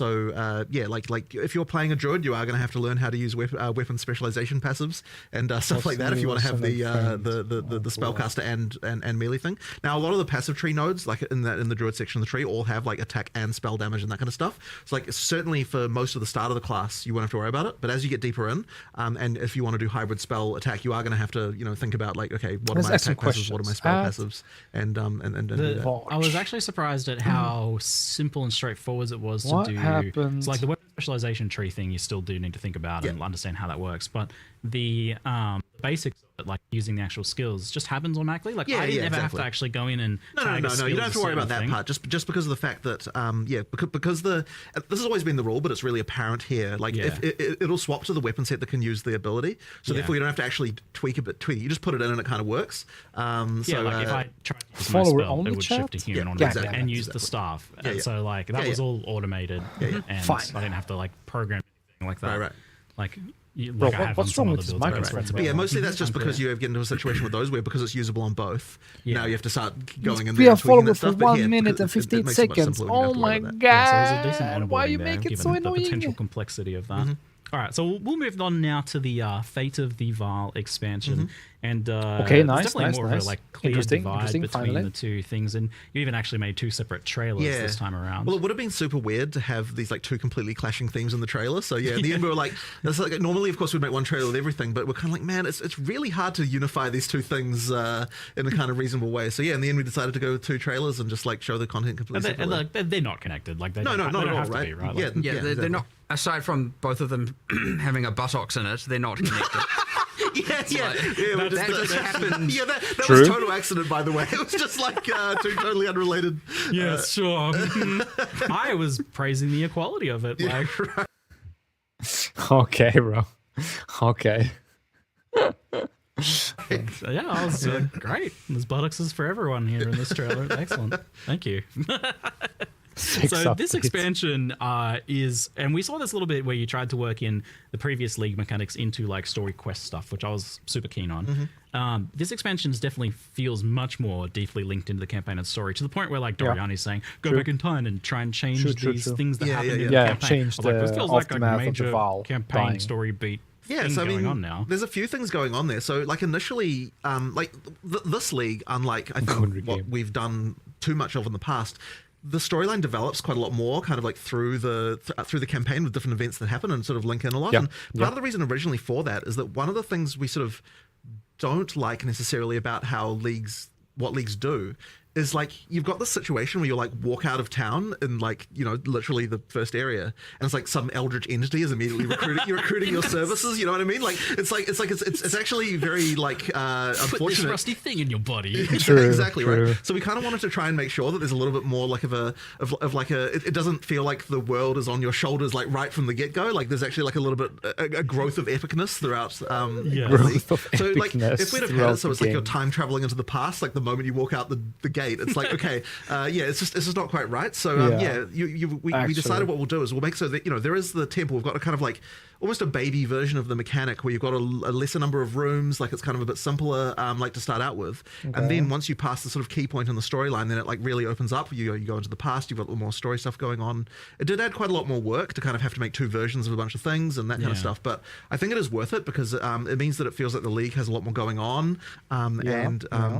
It just doesn't kind of you don't break immediately the feeling of the world. Yeah, exactly. Which, Just think about the new has players been a who's problem playing in on the the past. free I weekends and then have decide very to buy the strong game. opinions on this They, one. It's they have no idea dark about horror, story if they haven't gothic, played before. secondary. 3 dimensions deep of I'm in the past and or in some sort of demon realm now. I don't know what's going on here. And it's fine as you go, but this is actually one of the challenges I think we're going to have just designing leagues generally is that they're going to require a bit more work to make them feel right. I mean, even just something as simple as like the Nice, they're actually taking league serious. That's good. The Val sacrifice circles that you get throughout the world. Normally what we would have done is like make one thing and call it a day. Here what we've done is we've got like 10 or more. It's a ton of variations of those where for like each act we're like in like for each area we're thinking like okay, which like we need more of these so that we can use them so they feel natural in the place where they are, like do a bit of material reskin, stuff like that. Like that's kind of the stuff that we now need to do to sort of make it feel like you're not breaking like the world stuff. the POE1 style betrayal basement You know, you just like, okay, Just so there's just a randomly. basement everywhere, like in the mud flats. Like, okay, you know, that just doesn't fly anymore at all. So like, we want to make sure that these things are way more believable. Right. Like you are actually convinced. You're like, you know, this makes sense. You know, Yeah. I'm not just in a basement in the mud flat in a swamp. You know what I mean? Yeah, the Val is a very distinct thing, and it's very like tied to Act 3 as well. So Yeah. I was a bit worried about like the tone of Act 1 with the Val stuff, but then like it fits in reasonably well. Like you've definitely taken good care to make sure that it doesn't. Well, I mean, yeah, Sounds it's like a a matter of giant making it feel like there's some ancient ruin that then later someone came along, like some Ezomites went there and they built some stones around it because they're like, well, what is this thing? And like, we just thought a little bit about like how would the culture here have reacted to the fact that there was this ancient ruin from long ago in this location and that kind of thing. Yeah. Okay. Interesting. And you mentioned to me that this is the bar for what you want to be doing. This is the quality level for what you want to be doing. Yeah. So I'd say that, like, it does sort of. I would say here, like the level of polish and the stuff that we're doing, like the amount of content that a league needs to actually be good. Like, obviously, when we did 020, the league was a little bit like, it was just the Asmerian spirits, and like, I mean, it was a league, but it wasn't really. Didn't have like the depth of content and stuff that you needed. And then with 030, I think we did a lot better. Like it came a lot better, but I still don't think we quite got there in terms That of was like the, POE1 level kind of. yeah, and then this one here, I think like you get up to the level of quality that we really want to be delivering in POE2, like post release and everything, and like the kind of the amount of content you need for a league. Like it needs to be quite sizable and good, and it did take a lot of effort, but I think it's worth it because it sort of shows you what we can do when we. Yeah, I was gonna say that's like a high bar that you've effectively kind of like locked in committing to Right. for expansions. there. Well, hopefully I don't come to regret it, but it's not. And honestly, the scope did explode a little bit because when we, I think that one of the things. So when I initially designed the league, I was kind of like, okay, we're going to have like some limited number of rooms. We kind of spec'd it out, and like we, and each one will have a few levels, and it kind of didn't seem like it was that large. Ziggy, but ask really, in better the context of questions, POE2, it's like, please. well, Yeah. if you're going to spend effort to upgrade a room, it needs to feel meaningfully different and have meaningfully better rewards and all that stuff, and it pretty soon expands into like a really huge list of like different combat encounter Yeah, 'cause the mechanics and rooms different cost like crafting mechanics and resources different to rewards build, and everything. right? Like there Or are do you so just place many them new out? rewards and things I and remember. just in the temple. It's crazy. There's a lot there. Like certainly the number of expanded crafting options and all that sort of stuff. Yeah. I mean, we could take some inspiration from what POE1 did with Incursion, in terms of double crops and stuff, but we had to make it work in a POE2 context. There's just a lot there. Yeah, I double corruption followed is gonna your be progress crazy. with designing this one Yes, from well, the very beginning. Yeah, the funny thing is about that 50% is that it actually chance to came from a break game the that you item, recommended that I dude. play. I wasn't gonna even say it. So you recommended that I play this game called Loop Hero, and I really enjoyed it. Then, I mean, everyone's going to think that the game we're inspired by is Blueprints, but it actually wasn't. It was Loop Hero, That's- and it was so good because I Will told you about that endgame game reach a and then Q&A? I, Yeah, like, it was exactly. like That's my question. a week later or something. You sent me a message like, "Hey, I've made this little program." Yeah. So I prototyped up like a thing that for what would become the UI for Incursion. We What actually is ended up. that? It's funny because this is like the first league I've actually personally done code on in like quite a long time. You really got into it. Like, Yeah. Because I mean, it was just gradually. it was a real fun, just like evening thing to like go and just like work on this design. One of the great things about doing that is that I got to make so many design changes just in the course of like of writing it, like which I don't think necessarily would have gone exactly the same way if I was getting other people to do it. So yeah, that was really fun. And just make a and then effectively the back of it is like the code that I wrote, but obviously the UI of it is like a whole thing that a bunch of other people worked on and made really look really awesome. But that was a lot of fun. Yeah, what is it like about this one that grabbed you so much? Because you got so involved and so personally, like working on it at home. Yeah, I just like, really enjoy this kind of like little game within a game, like little metagame things. So just that dungeon design thing is just a really fun thing for me. Tile placing is Yeah, good, right? it's always it's really fun. Love a good Board tile game placing. in And the I just game. like coming up with all little Game ways in a that we game. can interact Game and that kind of sections. thing, and try to make Love ways feel a that. bit different and that kind of stuff. You want It's to play a just good time. game inside a game? Yeah, and it's got this like Very- iterative design where you're It's called you're building puzzles, a guys. temple, you run Puzzles it, like in it's really games small are in just first, games and then it within a crumbles game. bit, It's a and then mini you're still game. kind of building That's on what what you're mini games doing are. each Yeah, time. yeah. It's like a Game weird within kind a of like game. roguelike-y thing It's without insane. being Gameception. roguelike itself. Yeah. Exactly. So with that design then, I'm curious, like, does it like fully reset at some point? Like, for example, when you kill at Zeri? It How never does that fully work? resets, but when you kill at Zeri or defeat an architect, quite a lot of the temple gets destroyed. So there's this Okay. kind of destabilization thing. It goes back to not the start, but kind of I think it removes like 2/3 of the rooms. There's some number like that it gets rid of at that point, and then you kind of have to build up again. That's just. that effectively means that like when you do those options, you're getting like new reward rooms and things to play. So it's giving you new goals, and then you have to work towards those goals again. And then ideally, those reward rooms can be rewarding enough that the benefit of going back to smaller is sorry, or I'd say the negative of going back to smaller is completely outweighed by the benefits you're getting from the extra rooms that you're able to place. So you can juice it a fair bit too. You can, because yeah. There's a lot of like modifiers that are getting added on by each room, and you can place quite a lot of them. Yeah, on that you can, grid. yeah. Do you foresee people building out like a huge temple and then kind of not having it decay as much as possible? Yeah, like yeah. not I mean, running out Zeri? it's absolutely intended that you'll do that. I mean, once you've defeated it Zeri enough times, you've got the uniques from there, and you've done like other things like that. Then you absolutely will like probably want like for ultra end game play when you really want like the most challenging stuff, and you're just like looking to get like as many double corrupts as you can and stuff like that. You're probably going to want to keep the temple large and specifically not do the stuff that would cause it to destabilize, because if you don't kill the architect and you don't kill it Zeri, then it will it'll only pull you back. I can't remember the exact number of rooms, but there's some number of rooms that go away when it's quite full, and then yeah, you can just juice it really high and have really challenging in-game scaling tier of stuff. Because one of the things we were sort of concerned about is that there is some in-game content that just doesn't really scale as hard as it needs to scale to make it properly in-game viable. Yeah, we wanted to make sure that this was not the case here, that it actually does scale enough into the in-game. Okay, so like designed to be pretty farmable and to be pretty late game relevant. Of course, yeah. It gets pretty hectic with all those mods. Yeah. With how many rooms are on there and like. Yeah. But also just other things that you want to do, like so for example at the start of the game, you can only you can't like store up temple runs, as it were.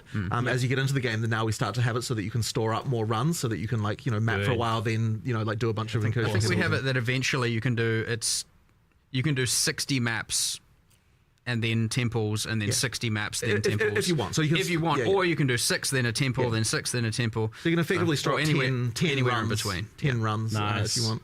I feel like with these 10 things, runs, like 10 runs. now I keep seeing like, you guys have thought of it. Well, the thing is that we've got so much experience and stuff. I mean, yeah, like so for example, the whole like taking the currency away from the temple instead of having to craft inside the temple thing. Yes. Like that's just a hard learned lesson from POE1 where you just need to. You say we thought of it, and I have, because I'm just going to bring it up. But like, and a thing about, and this is something that I'm on the fence about a little bit. Personally, but yeah, the thing with the killing architect and Zeri destroying a bunch of the temple, creating that clash of either farm temple or farm boss, can be quite a divisive thing for people. Right. You're looking at Betrayal Katarina, right? And the exact same thing. Yeah. Where it's like we've now on POE1 we separated those two things so they're not, because it always felt bad doing one or the other. Or I could feel bad doing one or the other, depending on how the balance went. And so you might get a similar thing here. Now, of course, the amount of the temple that can get destroyed is variable, and there's a bunch of stuff we can obviously tweak. But yeah, like getting that right and feeling right will be important. It's honestly hard to say if it is right now. But it's a thing, we say we've thought about it, but it can be very easy to see that and be like, hey, they're doing the same mistake they've made last time. Which, you're not wrong. Except what are the people depending saying, on honestly having the lever this time in place of how much gets destroyed instead of entire board reset kind of thing. We get to control that a lot better and iterate on that if we need to. So, that's true. You've already we've thought established. about it, but POE2 play better I than could the see, because I was just thinking about it going, I reckon people hating on the quality of the stream? I was just looking at it going like, the idea that it's the like, hold on, I FPS just can't gets farm the low bosses. I either have to pick bosses or pick it's temple. Fine. It can be quite bad. Well, so yeah, that's clear then that you've kind of already got your hand hovering over the lever waiting to like adjust it as needed. Yeah, and it's honestly kind of hard to know with, I mean, even if, it's... The thing with this sort of stuff specifically is you're talking about that's the type of gameplay that is hard to test internally. Yeah. Because how can you do just like you can't really test like what is weeks of grinding gonna feel like, it's weeks of grinding. Mm-hmm. So I expect us to maybe we hit the sweet spot. Who knows? Hopefully. But I could imagine that this is a thing that gets adjusted for sure. Yeah, so you've made the like the ability to sell like the corruptions, the double corruptions as an itemizable thing you can just take away and sell. Is there any reason to like itemize the temple like we did in POE1? Nah, so that was really more of a band-aid solution in POE1 because we didn't have an easy way to change that. Like I'd prefer that the temple is your temple and that you don't sell them, but just that all the rewards are the things that you can trade. Like trading the rewards was the reason why we did our temple itemization in the first place. Just if this time we're just making sure to design the stuff in a way that can be take back that you can take with you. No need for the band-aid in the first place. Yeah, exactly. There's some really basic crafts that, like, your classic exalted orbs and stuff like that. Mostly, honestly, in the campaign. Yeah. And this is so when you're doing the tempo, you're getting not just the opportunity, like, because obviously some of that double corrupt stuff, you're not going to do that at like level 8. You know. I mean, Varlobs aren't even in the game at that point. Yeah. So you have this thing where it's like, well, you don't get a lot of the crafting. Now, there are still rewards. There is, of course, all of that, but there's also just basic crafts like Exalts and Regals and stuff. Stuff you can just How long are you going to talk about? Now, you can't take those, and that is an intentional decision so that you feel like you're actually wanting to use it on your gear in the campaign and as you're progressing. Yeah. And you're not, because if you can take it, most of the time you're just going to hoard it for in-game. Right. So it's those things to make the early game have I'm gonna be crafting honest, stuff I'm that actually you almost wanted to falling use asleep. right there. Yeah, that's the problem. Like, what stops you from just keeping your results until end game? Yeah. You want to use those patches then. You'll see those and go, I want to take that home, but just use it. Yeah. You know? It was a substantial buff to campaign crafting from my experience of messing with it so far. It's like you basically go in and there's like 6 crafting rooms and you're like just going on a little crafting spree of like upgrading your gear. Yeah, I mean the temple. We it's funny because there's always the question whenever we make a league of like, well, what if people always say, oh, there's no reason to do this during the campaign, and it's like we really have to incentivize that to make it so that no, there's actually worth doing. Like you're going to get a substantial power boost if you decide to engage with the league. Yeah, you could. It seems like you can kind of like hold off as well. Like you can be like, oh, my gear's kind of okay now. I'm going to do that a little bit later. You always want it to be both feeling rewarding and give you obviously an advantage, and also not feel so mandatory that you're like, ugh, what? It felt like kind of a bit optional in the sense that like, oh, I really need some gear upgrades now. Let's go into the temple and spice up all my gear. Perfect. Nice. That's what we want. Yeah, cool. And it is interesting that you've got this like less loot raiding equals the more broken game time down version of the temple in the beginning, and then it basically changes into this whole other thing halfway through the campaign. That's story beat there. The other thing about the campaign thing is the same thing we learnt from Abyss, where we did the area specific rewards throughout the campaign. We have also dropped Stutter. Yes, do you need to bring here the from the items in-world encounters? inside So even if you're not doing the temples, doing the in-world encounters can give you that extra drop per area. It seems like on the back end, maybe you've kind of taken what Abyss was doing and almost shifted it over. Yeah. There's some modifications, but it's the same kind of thing. Well, we've effectively got our, allocated amount of rewards and crafting and stuff for what a league is allowed to do and should do, and we're just trying to make sure that, it fulfills that, it fills that budget, so to speak. Of you're getting a lesser jewels or bin Keth or something like that, kind of similar to before, which is good. But yeah, I was definitely that was a huge 10 out thing of 10 because I thought that was a really good improvement release to action. campaign, so it's good to see continuing with that. And it felt pretty successful as a design decision. Nice. I'm really glad double corruption is back. I feel like that's a great thing double from corruption, POE1 to be returning. One thing we've changed here is that because double corrupt existed in POE1, you never Varlorb gear. Well, I don't want to say never. Obviously, there are still cases, but generally speaking, why single corrupt it to when you could double corrupt it? So we've made sure here that the double corrupt has to occur on top of a corrupted item. That's cool. Right. So you have to Varlorb land it, and then you have to land the double corrupt on top land of that. The first oh man, it almost feels like you're in some cases risking something even more because you've got that really high end unique with like a really good corruption already, and now you're risking that, not just risking a blank item on a double corruption. So like it's a heftier risk now in some cases. Gamble. I like it. Bro, this is a gamble. It's a gamble. Like, oh man, this thing's already worth many divines at this point. I was like, oh no. The Twitch highlights on this is gonna be crazy, bro. Though, like, it has to be corrupted. Yep, so you corrupt first, and then you can apply the double corrupt. Okay, cool. It keeps the usefulness of the Varlorb. Like the clips of people ruining their gear is gonna be. You still use them on like waystones or whatever, but I didn't want them to just be like never used on gear anymore because you'd rather just double corrupt it. And so it was a suggestion a developer made a while back, and I was like, funny. That's immediately a win. I almost want to change that in POE1 as well, but then I just forgot about it, to be honest. So, I'm not sure if I do want to do that just before everyone maybe goes like, what the hell? No. But, consider it. I like the idea, and I think it is an overall improvement, Yeah, it sounds like a great idea. And then you've got this whole other system now, which you had a little bit of in POE1 recently where you can corrupt uniques and it replaces a random modifier on them. Yes. So this is limited to specifically Atziri. No, what Not is it? Atziri, Val uniques. Yeah, so uniques. initially, I really wanted to make it so you could just replace arbitrary mods on any unique. But the Crazy. problem is, yes, it was just a Unhinged. can of worms that like was just not even possible to contain. So A can of worms. yeah, basically what we were like, okay, is there still a way to do this that's like not going to be quite so crazy? And then we were like, okay, if we can pick a subset of uniques, and we ended up going with Val uniques, for obviously thematic reasons, then we can sort of make sure that like while it's still crazy, like there's still sort of insane interactions, we can kind of at least have somewhat of an understanding of what happens. But it does truly work where like it picks a random mod that's on the item and then replaces it with another random mod. So yeah, you can create some. You can use it on non-Val. It works differently. Huh? I don't know. what? This is news to me. I didn't actually know that. What Wait, is this? I think it's similar to Ancient Orb in POE1, so it like re-rolls it.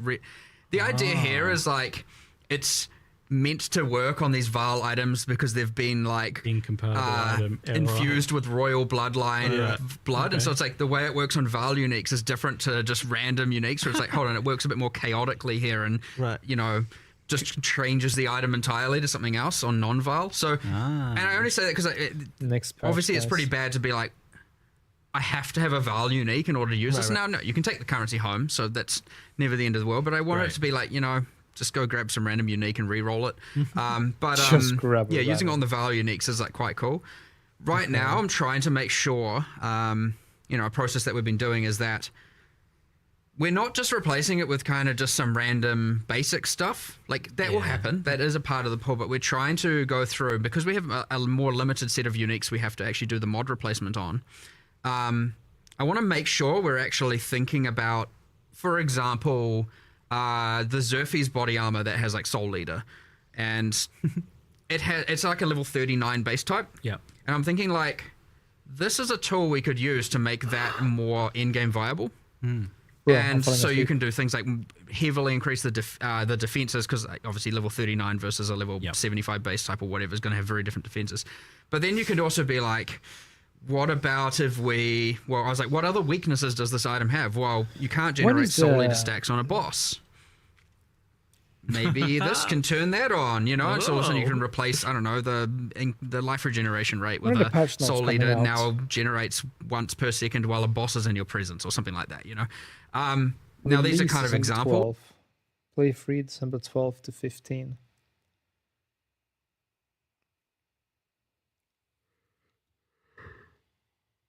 But that was a specific one that I really wanted to do. So, but then I was like, I don't know, what if you did plus 25 Soul Leader stacks and stuff? But it's like very specific outcomes, very specific to that unique. Yep. And I wanted to do a bit of that to use it as an opportunity to be able to save low-level uniques, if you know what I mean, to make them more in-game viable.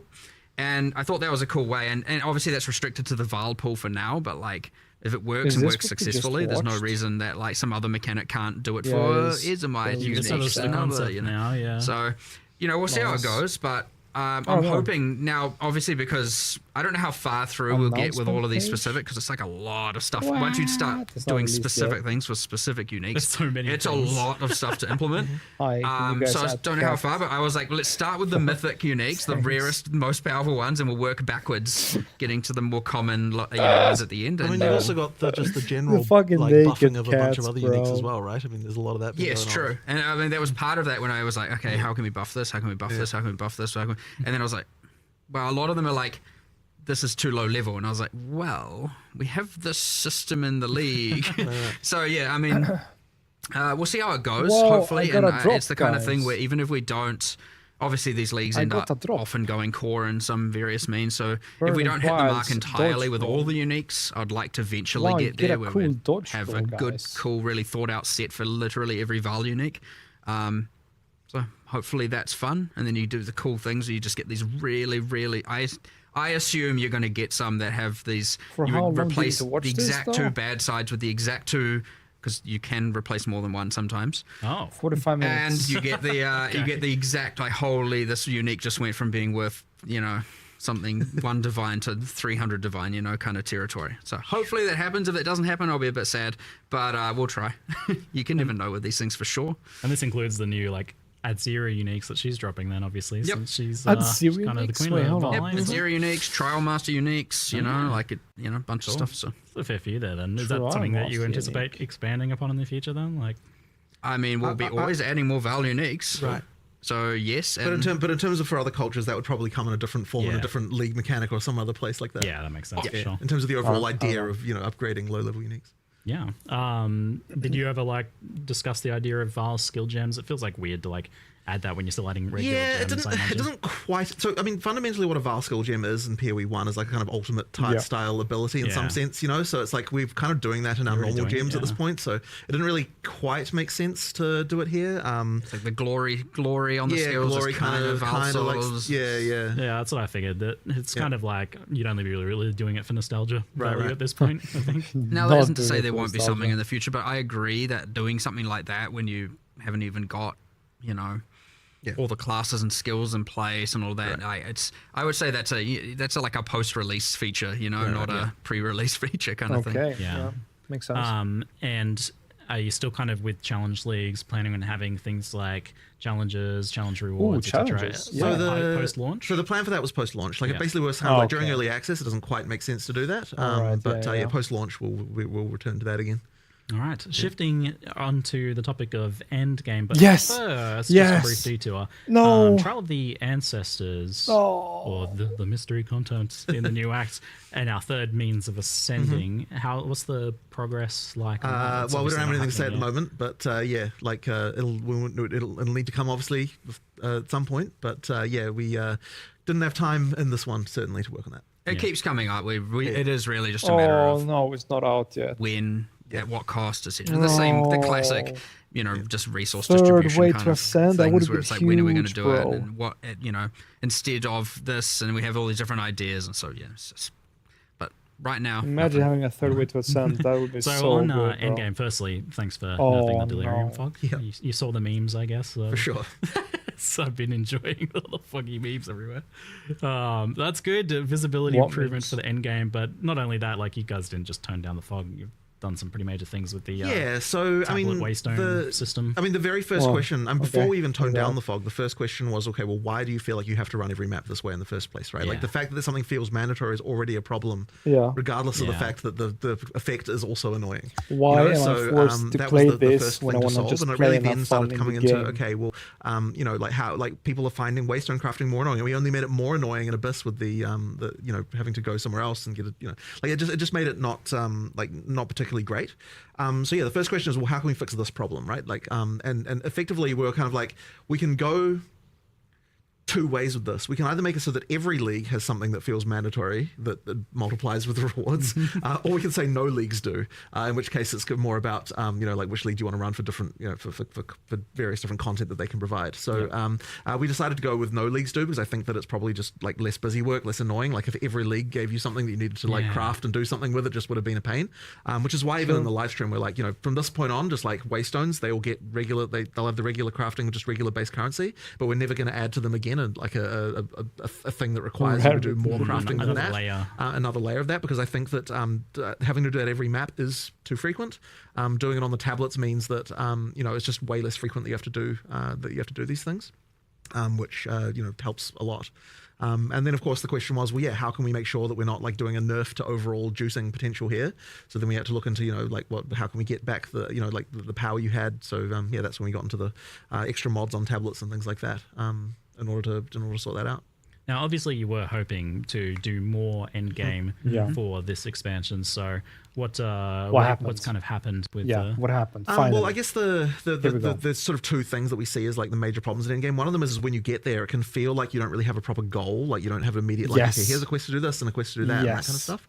So there's like a little bit of that missing, and that I really is a feel lost. content A thing lot of that new just requires us players to feels expand lost when they upon come to what endgame. a league is. Now, something like something like Fate of the Val it immediately has story stuff to do and so on. So when that goes to endgame later, you'll have like storyline things sort of built in a way that can like make it so you've got that. But the other leagues don't have that as much, so we need to really make sure we're expanding on those. But the other thing as well is the Atlas tree just needs a lot more love and attention and like the way that it works and all that sort of stuff. So we just need to do a lot more there. I Bro, opened that another tree tree? yesterday and I was Chill like, out. oh, this sucks. It's a little tragic. Yeah. It sucks. We don't need 5 Like, trees. So, Oh, but the man. thing is that in order to make it good, you have to spend a lot of time and attention making new notables that are cool, that require like actually modify things in cool ways and like actually really meaningfully do something. And that's just a lot of time and work to do that. So, Do you have an idea for what you want to do with the ascendancy tree side of things? Like, is it kind of angling more towards what you've done in Public League, which has been pretty trees. successful? well, I don't think we should be talking about that yet, just because it's more for later. But yeah, I mean, we've got with the things we want to do. Yeah, There's but stuff we want. suffice to say, we're clearly not happy with it. a bit of trying not to spoil anything here. Yeah. We obviously are spoiling the fact we are doing something. And I'll tell you, We are it's cooking, not chat, even. but we don't know what they're It's not the same. It's not similar. It's like it's in a whole different universe. So it's kind of like, which makes it a little bit hard because obviously we're in this state where we want feedback about the in game. Yeah, it's And true. so I do want to put, like, people should keep giving feedback because I don't want people to think, they're reworking it in game anyway, so I'm not going to say anything. Just in case. You never know. Because there's And we also also different can- parts of the end game that kind of are like independent of the, just things like how the Atlas tree works. Yep. So, yeah. But, yes, that tree is effectively going to be completely reinvented. So that will get a full drastic change. And then, the something that like POE1 with the whole complete your atlas being a very clear, very obvious goal. You just complete all the maps and you get your atlas is complete. And then there's heaps more beyond that, of course. There's all the boss farming and all the different progressions and even that has like multiple quests throughout the main quest line with the different pinnacles and all that. We just don't have any of that really. It's just immediately into this infinite unguided adventure. And there's a little bit of things with the corrupted zones and bit of that and like, the burning monolith but it's still mostly unguided. You don't really feel like you have like, I've completed the main thing. Now I'm going to farm, at the moment. It's pretty unsatisfying, I'd say. So really trying to drive that home. And then the other thing that honestly we spoke about upgrading the leagues and adding more bosses is like, that whole like having King in the Mist and Olroth as the pinnacle bosses of the leagues, just being like copy pastes from POE1 was not our end goal. You know what I mean? Like they're a bit sad as pinnacles right now, and like honestly we need to up the epic a lot. So we've got a lot of that coming, and then just general upgrades to all the leagues. Like some of them are too, Ritual has the whole omens are too good, and others are just like, well, why would I do this? And there's a bit of that going on. So just a general balance and via adding more content and different axes and all kinds of stuff. So there's heaps coming. But based on all that, to answer the original, is that's how you can see how it didn't make the cut, because it is a ton of work. It turned out to be way more than we had anticipated, and it was just like, oh, damn, we kind of talked about wanting to do an in-game upgrade, a big revamp in 040, and now we've got too much work, and we still believe it's the right thing to do, so we're going to commit. And normally we often get faced with the option: do we cut it down to make it fit, or do we commit to it all and do it? And I don't think in this case we could have cut anything without kind of just honestly making it look half-assed, to be honest. So we were like, no, we need to do it all, which means unfortunately, yes, it's not going to make 040. But then we were like, well, we can't just now do nothing. So what can we do? Well, obviously we're not just going to be like, because we're doing an 050, we'll just leave the fog alone. Yeah. Obviously bad, which was a bug, by the way. Really? All fogs, like the volumetric fogs in the game, have a cutout around the player. Yeah. That like cuts out and then tapers off. And all fogs in the games, there's multiple different fogs, had it except for Delirium Fog. It was the only fog that didn't have this. So that was, we can start there by re-adding it, and then we'll iterate until we feel like it's about right. But yeah, kind of sad when you look into these things and you're like, oh, damn. Oops. It was just broken the whole time. But either way, like, a player doesn't know if it's broken or just intended. So obviously, fixing it is the important thing. But yeah, I know there's that guy on Reddit doing a post every day, and they can finally rest. Thank you for your service. Your watch is complete. Yes, we can actually see the ground. It was just hilarious in some maps, whereas like they have holes in the ground, and like there's so much fog you actually can't tell where the holes are. It's like I can't move anywhere. It looked a lot better from the footage, so it's a big improvement for sure. So you mentioned that, but there was also another kind of key change that you wanted to make sure to get in this one, and that was the kind of like monster density getting swarmed issue. Yeah, that's a very interesting one because so when we were doing 031, this was actually already a thing that we were tabling and talking about. We kind of thought that players probably wouldn't like it because the like monster density can be a very touchy thing, right? But the funny thing is that what we found was that even after we what we actually sort of heard more was like, oh, we actually liked what the improvements were early in game, and we actually would wish that the rest of the end game was more like that. And we're like, okay, well, if that's the case, then like the main thing we have to do is not like nerf rewards, make sure that experience gain doesn't get lowered or anything like that. But overall, we don't necessarily need as many monsters as what we were having in the top. And I think this is actually going to also just generally improve things because it makes when monsters have more life like that, it makes more builds viable. And because like there's obviously a point where like once you can one hit everything, then there's no point in like you might as well just go for whatever the fastest thing that could do that is, right? Yeah, the lightning spin.